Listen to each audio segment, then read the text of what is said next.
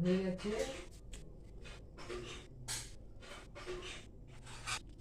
আজকে আমি নারকেলের লাড়ু বানাবো, তাই একটু করে এলাচিগুলো ভেজে নিয়েছি, একটু হালকা গরম করে নিয়েছি যাতে গুঁড়োটা সুন্দর মতো হয়। সবার আগে এতে 2টা নারকেল নেওয়া আছে, আধা কেজি পরিমাণে চিনি দিয়ে ঘন্টাখানেক হয় মেখে রেখেছি। এবার নারকেলটাকে এখানে বসিয়ে দেব।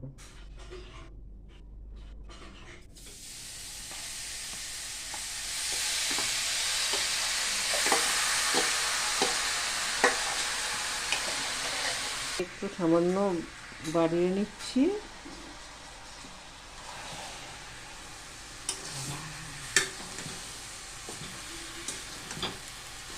এইভাবে নেড়ে চেড়ে নিচ্ছি।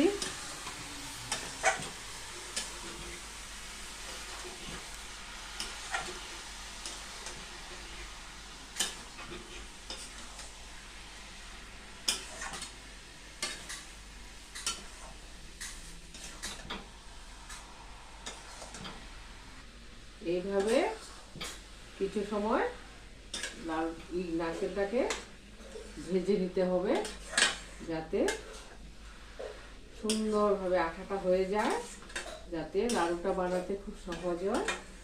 তার জন্য একটু অপেক্ষা করতে হবে।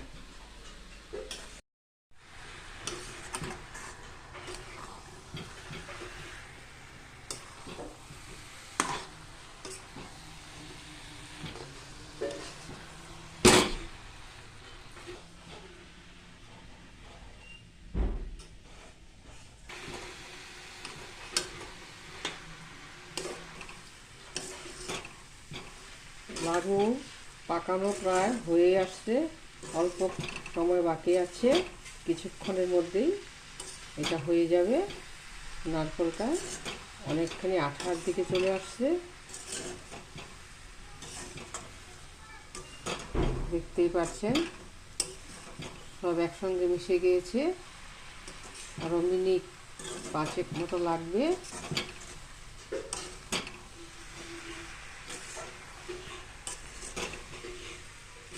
এবারে দিয়ে দিচ্ছি সামান্য পরিমাণে গুঁড়ো দুধ, 1 চা চামচ, 2 চা চামচ,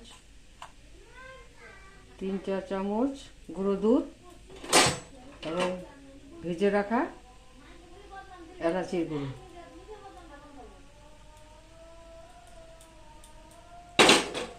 কিছু ভালো করে মিলিয়ে নিচ্ছি। একটু দুধ দিয়ে মিশিয়ে নিলে এটা অনেক দিন ঘরে রাখা যায় এবং খেতেও সুস্বাদু হয়।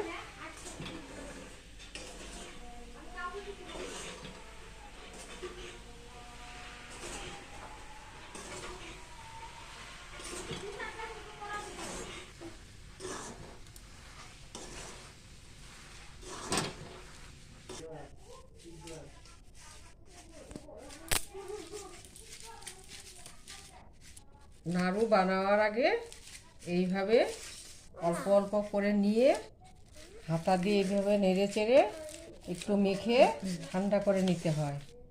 গরমটাকে হাত দিলে হাতে লাগার ভয়, তাই এইভাবে একটু ঠান্ডা করে নেবেন। আমি একটু হাতে ঘি মেখে নিচ্ছি, তাতে নাড়ুটার সেন্টটা খুব ভালো হবে। একদম সুন্দরভাবে মাখা হয়ে গেছে। এবার সুন্দর, এই যে দেখুন কত সুন্দরভাবে হয়ে যাচ্ছে, একটু অসুবিধা হচ্ছে না। এই তো হয়ে গেল একটা নাড়ু।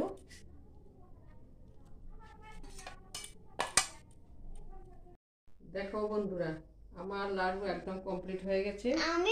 লাড়ুর সাইজগুলো একটু বড় বড় হয়েছে, কেননা কালকে বৌমা বাপের বাড়ি যাবে, ওখানে পাঠাবো, তাই একটু বড় বড় করে বানিয়েছি।